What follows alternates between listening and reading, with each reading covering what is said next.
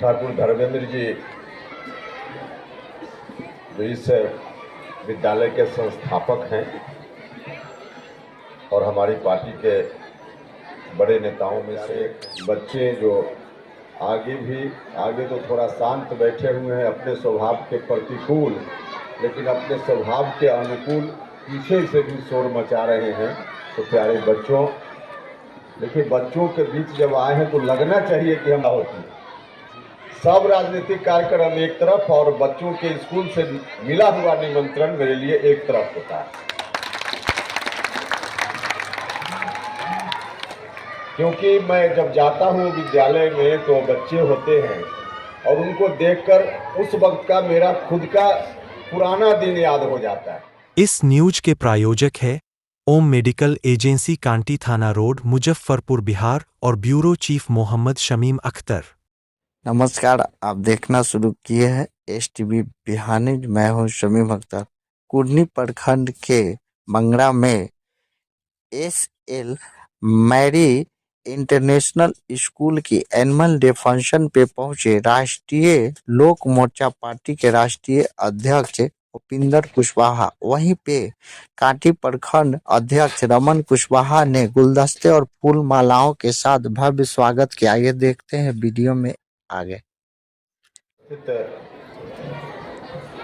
देवेश चंद्र ठाकुर जी माननीय सांसद हैं, खूब परिचित हैं आप सब लोगों से, इस इलाके का निरंतर प्रतिनिधित्व करते रहे हैं, आज भी कर रहे हैं।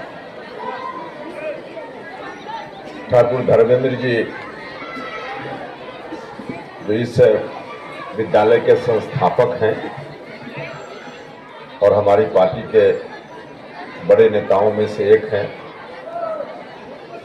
यहाँ उपस्थित हैं भारतीय जनता पार्टी के मुजफ्फरपुर जिला के जिलाध्यक्ष साथी विवेक कुमार जी,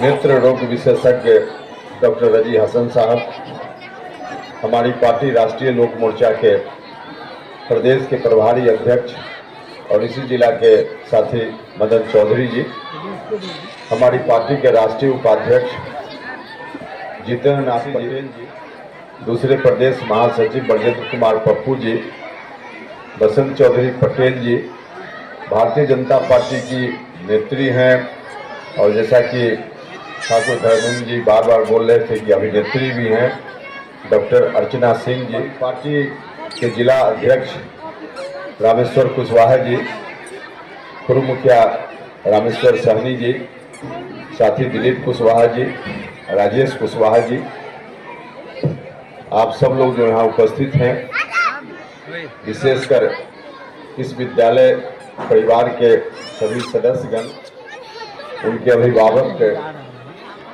और छोटे छोटे प्यारे बच्चे जो आगे तो थोड़ा शांत बैठे हुए हैं अपने स्वभाव के प्रतिकूल, लेकिन अपने स्वभाव के अनुकूल पीछे से भी शोर मचा रहे हैं। तो प्यारे बच्चों, देखिए बच्चों के बीच जब आए हैं तो लगना चाहिए कि हम होती सब राजनीतिक कार्यक्रम एक तरफ और बच्चों के स्कूल से मिला हुआ निमंत्रण मेरे लिए एक तरफ होता है,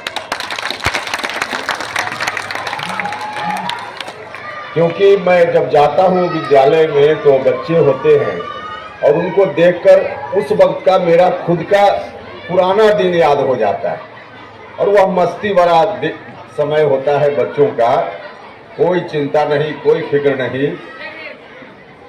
तो बच्चे बिल्कुल प्रकृति की ओर से दिए गए वरदान हैं हम सब लोगों के लिए। अब उनको सींचना, उनको बनाना, आगे का जीवन कैसा उनको हो, शिक्षण संस्थानों से जब बाहर जाएंगे तो उनके समक्ष जो हर तरह की चुनौती आएगी, उन चुनौतियों से निपटने के लायक हमारे कर्णधार हैं देश के बच्चे, और इन बच्चों को सींचने का काम सबसे अच्छा तरीका से कोई कर सकता है, करता है तो वह महिला है। तो महिलाएं इतना अच्छा काम करती है। आज अंतर्राष्ट्रीय महिला दिवस पर मैं उनको भी ढेर सारी शुभकामनाएं देता हूं। अब 2-3 दिन के बाद होली भी होने वाली, अब बहुत समय नहीं, अगले सप्ताह ही होली है। तो इस मौका पर होली की शुभकामना न दी जाए यह भी मुनासिब नहीं है। तो आप सब लोगों को होली की भी ढेर सारी शुभकामनाएं। देखिए, सुदूर इलाके में शिक्षण संस्थान की स्थापना अपने आप में बहुत ही पुण्य का काम है। शिक्षा के बिना तो कुछ हो ही नहीं सकता, और खास करके गांव के सुदूर इलाके में जो बच्चे रहते हैं उनके लिए शिक्षा उपलब्ध कराना यह बहुत ही बड़ा पुण्य का काम है। ठाकुर धर्मेंद्र जी, आप इसको कोई बाहर से ऊर्जा उसमें भरने की जरूरत नहीं है। बच्चे तो एक पत्थर की तरह हैं, मूर्तिकार के ऊपर निर्भर करता है कि किस रूप में, किस स्वरूप में उस पत्थर को गढ़ दे, बना दे। जैसा आप बनाइएगा उस तरह का वह बन जाए। कोई मूर्तिकार पत्थर से मूर्ति बनाता है तो बाहर से कुछ नहीं जोड़ता है, कुछ नहीं ऐड करता है। उस पत्थर में जो कुछ अतिरिक्त पत्थर है उसको काट कर, छाट कर हटा देता है, और जो स्वरूप बच जाता है वही तो मूर्ति है। और उसी मूर्ति का स्वरूप, भगवान का स्वरूप, जिस रूप में जैसे ढालिए उस तरह से बच्चे ढलेंगे। अब आपके ऊपर है कि किस तरह से बच्चों को आप ढालेंगे। यह इलाका गांव का इलाका है। एक समय था जब पढ़ाई लिखाई का महत्व बहुत लोग नहीं समझ पाते थे, लेकिन आज तो एक गरीब आदमी जो खेत में मजदूरी करके अपना जीवन चलाता है, उसके मन में भी रहता है कि चलिए मेरा जीवन तो जैसे तैसे चल गया, अब मेरा बच्चा थोड़ा पढ़ लिख जाए ताकि उसका जीवन अच्छा चले। अब सबके मन में यह लगा। ऐसा आदमी जो मजदूरी करता है इस इलाके में, छोटा किसान है, अपना पेट काट करके बच्चों को आपके विद्यालय में भेजने का काम करता है। उसकी चिंता जरूर कीजिएगा, उसकी चिंता जरूर कीजिएगा। खासकर जो बच्चे हैं उन सभी का हृदय से धन्यवाद करता हूं, और अंत में फिर से एक बार होली की शुभकामना देते हुए अपनी बात समाप्त करता हूं। बहुत बहुत धन्यवाद।